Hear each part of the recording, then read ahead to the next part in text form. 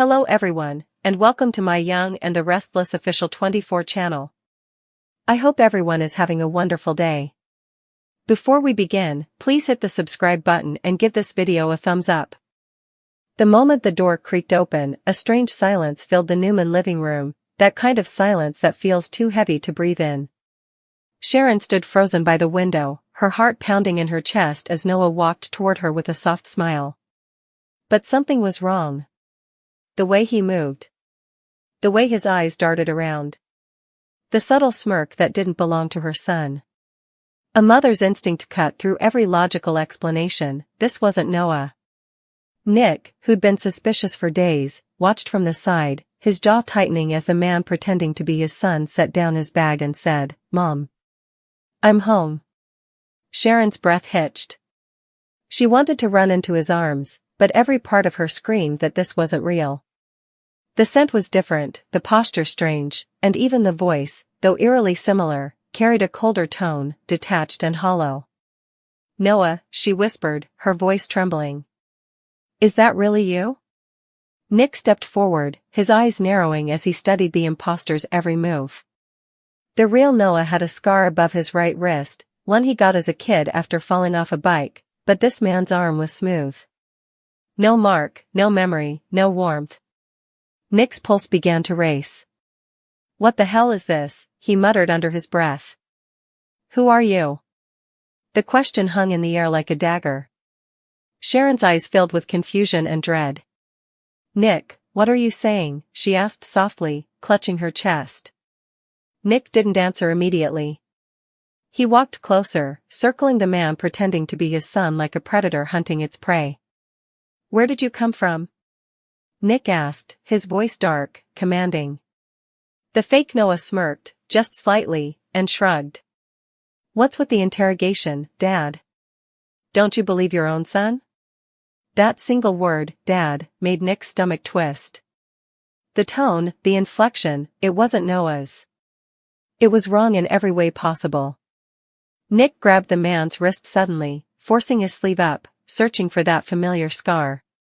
Sharon gasped as Nick's expression turned to stone. There was nothing there. No mark. No proof. No scar, Nick said sharply. "Noah has a scar. You don't." The imposter tried to pull away, his calm mask slipping for the first time. "You're crazy," he spat, but his voice cracked. Sharon's knees grew weak as realization began to dawn. "Nick, what's happening? Why would Noah hide something like that?" she whispered, her voice trembling. Nick's response was ice cold. "Because that's not Noah." The room spun for Sharon. Her head pounded with disbelief as she backed away, shaking her head over and over. "No, no, no," she murmured. "You're wrong, Nick. That's my son." But when she looked at the stranger's eyes, her heart screamed otherwise. Noah tried to move closer, but Sharon stumbled backward until her hand hit the wall. "Stay away from me," she shouted, her voice cracking with fear. "Who are you?" she screamed again, louder this time, shaking uncontrollably. Nick's fury boiled over as he shoved the imposter against the wall. "I asked you a question," he growled. "Who sent you?" The man said nothing. Just stared back with a faint, eerie smile that made Sharon's skin crawl. And then, the stranger said something that made both their blood run cold. "You should be asking where your real son is," he whispered, his tone dripping with malice. Sharon's scream shattered the air. "What did you do to him?" she cried, tears spilling down her cheeks. "Where's my son?" The imposter said nothing, only smirked, as if enjoying their torment. Nick's fists clenched, his knuckles white as rage consumed him. "You better start talking, because if you don't," but before he could finish, the man shoved Nick off and bolted for the door. Nick tackled him to the ground before he made it out. Sharon screamed as the two men fought violently, furniture crashing, glass shattering. "Nick, stop," she cried, but Nick's fury was uncontrollable.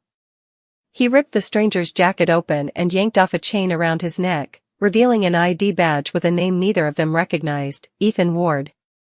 Nick froze, panting. Sharon's eyes widened in horror. Ethan, she whispered. Who is Ethan Ward? The imposter smirked again, his lip bleeding, and hissed, someone who knows your son better than you ever did. Sharon's sobs echoed through the room. Where is Noah? She screamed again, but Ethan refused to speak. Nick pressed him harder against the floor. You're going to tell me everything. Who hired you? Who replaced my son? Ethan's eyes flickered with something strange, amusement mixed with fear. You'll find him, he said softly, almost mockingly. But by the time you do, it might be too late. Nick dragged him up by the collar, furious. What does that mean? He demanded, but before he could get another word out, the front door burst open, Chancellor and 2 officers stormed in, guns drawn. Freeze! Chance shouted. The cops restrained Ethan, but the imposter didn't resist. Instead, he smirked again and whispered to Sharon as he was dragged past her, he screamed your name before they took him. Sharon collapsed to the floor, sobbing uncontrollably. Nick ran to her, pulling her into his arms as her body trembled.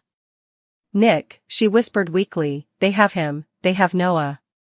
The next hours were a blur of chaos and fear. At the police station, Chance tried to piece together the timeline. Ethan Ward, a known con artist with ties to underground identity rings, had apparently undergone facial reconstruction months earlier. His medical file, recovered from a private clinic in Chicago, contained Noah's DNA samples, which meant someone had used Noah's biological information to make Ethan look like him. Sharon could barely process it. They made him look like my son, she said in disbelief, clutching a photo of the real Noah. That's sick. Chance nodded grimly. Whoever did this knew exactly how to manipulate you both. They wanted you to believe he was home, to keep you distracted. Nick's voice was cold, trembling with fury. Distracted from what? He asked. Chance sighed. That's what we're trying to find out. But this isn't random, Nick. Someone's targeting your family again. Sharon's tears wouldn't stop. She felt like her entire world had collapsed. Every second replayed in her mind, the fake Noah's smile, his cold eyes, his words. He screamed your name before they took him. What did that mean? Where was her real son? Back at the cottage, Sharon sat by the fireplace in complete silence. The glow flickered against her pale face, and the world around her felt unreal. Nick entered quietly, holding a folder from Chance's investigation. They found something, he said softly. Sharon turned, her eyes red and hollow. What? Nick opened the folder, revealing a photo taken from a highway camera near Lake Delavan. The image was grainy, but clear enough to make Sharon gasp, Noah, bruised and bound, being shoved into a van. The timestamp? 2 days before the fake Noah showed up. Sharon's hand flew to her mouth as she broke down. They've had him all this time, she cried. My baby, my Noah. Nick pulled her close, his own tears finally breaking through. We're going to get him back, he promised, his voice shaking. I swear to you, Sharon, I'm not losing our son again. But inside, he was terrified. Whoever had orchestrated this wasn't just trying to scare them, they wanted to destroy them. The imposter's final words echoed in Nick's head like a curse, you'll find him, but it might be too late. Over the next few days, Genoa City buzzed with rumors. Word spread quickly, Noah Newman missing, a fake Noah discovered in his place. The Newman family was in crisis. Victor's fury reached legendary levels. Someone dared to touch my grandson, he growled in his office, slamming his fist on the desk. They'll regret the day they ever crossed me. He immediately ordered his own private investigators to join the search, bypassing police bureaucracy. Nikki, terrified and guilt-ridden, clung to her husband's arm. Victor, what if they hurt him? She whispered. We can't lose another child. Meanwhile, Sharon's mental state was unraveling. She couldn't sleep, couldn't eat, couldn't stop hearing Noah's voice in her head. She started wandering the house at night, calling his name, clutching his childhood photo. Nick tried to stay strong for both of them, but even he was falling apart. He couldn't shake the image of the imposter's smirk, the way he mimicked Noah's every mannerism, almost perfectly. How did he know so much? Nick muttered one night. Noah's memories, his habits, even how he talks to you, Sharon. Someone fed him those details. Sharon's eyes widened in realization. You mean someone close to us, she said softly. Someone who knew everything about Noah. Nick froze. That single thought changed everything. They started going through old contacts, people Noah had been close to, former colleagues, friends, exes. That's when a name resurfaced, Sienna Bacall. Sharon's stomach dropped. Sienna, the woman who'd been tied to Matt Clark, the same one who vanished months ago. Nick clenched his fists. If Sienna's behind this, he growled. Sharon shook her head, trembling. She wouldn't. She cared about Noah. But deep down, even she wasn't sure anymore. Days later, Chance called with a lead. We found the van, he said. Abandoned near the Wisconsin border. No sign of Noah, but there's blood inside, and it's a match. Sharon's legs gave out. Nick caught her before she hit the floor, his heart breaking all over again. No, she sobbed. Please, no, Chance placed a hand on Nick's shoulder. We're not giving up. But whoever did this, they're professionals. This wasn't a random kidnapping. This was personal. Nick's rage turned into cold determination. Then we make it personal too, he said darkly. I'll burn the world down if I have to. Sharon looked at him through her tears. Nick, please, she whispered. Don't let this consume you. But it already had. One night, while Sharon sat alone, a knock echoed through the cottage. She hesitated before opening the door, and gasped. On the porch lay an envelope, sealed with a blood-red wax stamp. Inside was a single photograph, Noah, alive but chained to a chair in what looked like a warehouse. Written across the bottom in red ink were the words, "If you want him back, stop digging." Sharon screamed and collapsed, her cries echoing into the night. Nick arrived seconds later, picking up the photo with trembling hands. They're watching us, he whispered. They know everything. He looked out into the darkness, eyes filled with rage and fear. Whoever you are, I'll find you. Sharon clutched his arm, sobbing uncontrollably. Nick, what if we never see him again, she wept. Nick turned to her, his voice raw but resolute. We will, he said. I don't care what it takes. I'll bring our son home. And as the night fell over Genoa City, the truth hung in the air like smoke. Noah was alive, but time was running out. Sharon's heart ached with a mother's terror, Nick's fury burned hotter than ever, and somewhere in the shadows, the real game was only beginning. The fake Noah had been just the first move. What came next would shake the Newman family, and all of Genoa City, to its very core. The morning after Sharon's horrifying discovery, the cottage was draped in an eerie stillness. The envelope still lay on the coffee table, its blood-red seal cracked open, the photograph burned into Sharon's mind like a nightmare she couldn't wake from. Noah's eyes in that picture, wide, terrified, and pleading, haunted every breath she took. She hadn't slept. Her hands trembled as she poured coffee, spilling some on the counter, but she didn't even notice. Nick stood by the window, his phone pressed to his ear, voice low and hard as stone. Chance, we're not waiting anymore, he said. If you can't move fast enough, I'll find him myself. When he hung up, Sharon turned to him with desperate eyes. Nick, what if we do what they say? What if we stop digging? Maybe they'll let him go. Her voice cracked under the weight of her fear. They said not to investigate anymore, what if? Nick slammed his fist against the wall. No, he shouted, startling her. You think I'm going to sit here and do nothing while my son is chained up somewhere like an animal? He took a deep breath, trying to rein himself in, but the fury in his eyes didn't fade. They think they can threaten us. They think they can scare us into silence. Not this time. Sharon's tears spilled over. Nick, I can't lose him. I can't go through this again. She clutched her chest, remembering Cassie, the daughter they'd lost years ago. That pain never healed, and now it was ripping open again. I can't bury another child.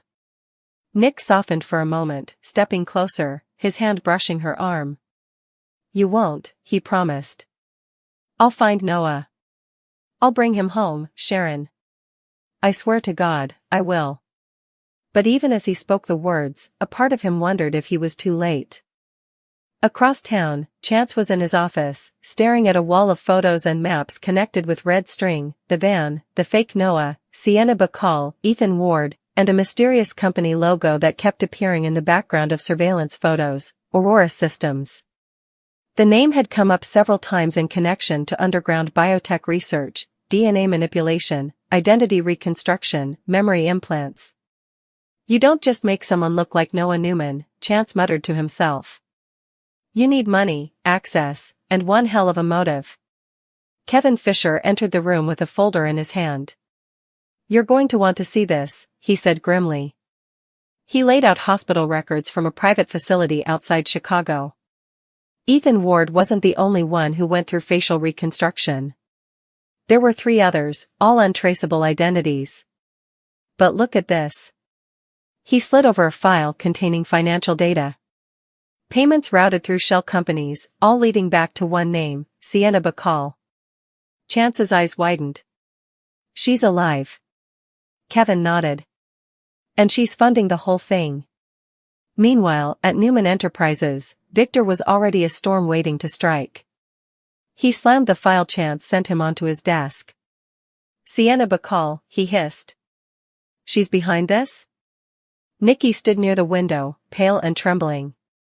Victor, that woman is dangerous. She's unhinged. You saw what she did with Matt Clark's identity. Victor's expression darkened. She's playing games with my grandson's life now. That will be her last mistake. He picked up the phone and barked an order to his security chief. Find her. I don't care what it takes. No limits. No excuses. Nikki stepped forward, clutching his arm. Victor, please, don't do anything reckless. Let the police handle this. He turned to her, his eyes cold and unyielding. Do you trust the police to bring him back alive, my darling? Because I don't. Nikki said nothing. Deep down, she knew he was right. Back at the cottage, Sharon stared at her son's photograph for what felt like the 1000th time. He's so scared, she whispered, tracing Noah's face with her fingers. Nick, look at him, his eyes. He's trying to tell us something. Nick sat beside her, analyzing every inch of the photo. Behind Noah was a cracked wall with faded graffiti, a word barely visible, Ridge. Nick squinted. Wait, that's not just graffiti. That's a tag. There's an old warehouse on Ridge Avenue, near the river. Sharon's eyes lit up with desperate hope. Nick, you think that's where he is? Nick grabbed his jacket. We're going. Nick, no. Sharon cried, grabbing his arm. Chance said to wait for him. There's no time, Nick said firmly. If we wait, they could move him again. Sharon hesitated, torn between fear and faith. Then she nodded. I'm coming with you. Night fell fast as they drove through the outskirts of Genoa City, the road winding through abandoned industrial blocks. The warehouse loomed ahead, dark, silent, surrounded by rusted fencing and shadows. Nick parked the car a few blocks away and turned to Sharon. Stay here. No, she said immediately, voice trembling but resolute. He's my son too. Nick exhaled sharply. He knew there was no stopping her. Fine. But stay behind me. They crept through the broken gate, flashlights cutting through the darkness. Inside, the air was thick with dust and the faint smell of oil. The silence was suffocating. Then, a sound. A soft clang. Chains. Sharon's heart leapt. Nick, she whispered, pointing toward a staircase leading to the basement. They descended carefully, each step creaking under their weight. As Nick reached the bottom, his flashlight landed on something that made his blood run cold, a chair, chains hanging from it, and drops of blood staining the concrete floor. Sharon covered her mouth, trembling. "Oh my God." Then they heard it, a faint voice from the far corner. "Mom." Sharon froze. Her breath hitched as she turned toward the sound. "Noah," she whispered. "Noah, sweetheart, is that you?" She ran forward, and there he was, her real son, battered but alive, his wrists bound, his face pale and bruised. "Mom," he whispered again, tears in his eyes. Sharon fell to her knees, sobbing as she touched his face. "Oh my baby, my boy. I found you." Nick quickly moved to untie him, his hands shaking with relief and fury. "You're okay," he said firmly. "You're safe now." But before he could finish unchaining him, a voice echoed through the room, cold, feminine, mocking. "I wouldn't be so sure about that." Nick spun around. Sienna Bacall stepped out of the shadows, dressed in black, her eyes glinting like glass.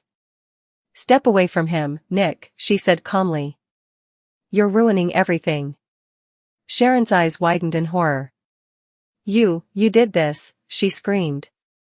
"You're the one who took my son." Sienna smiled faintly. "Took?"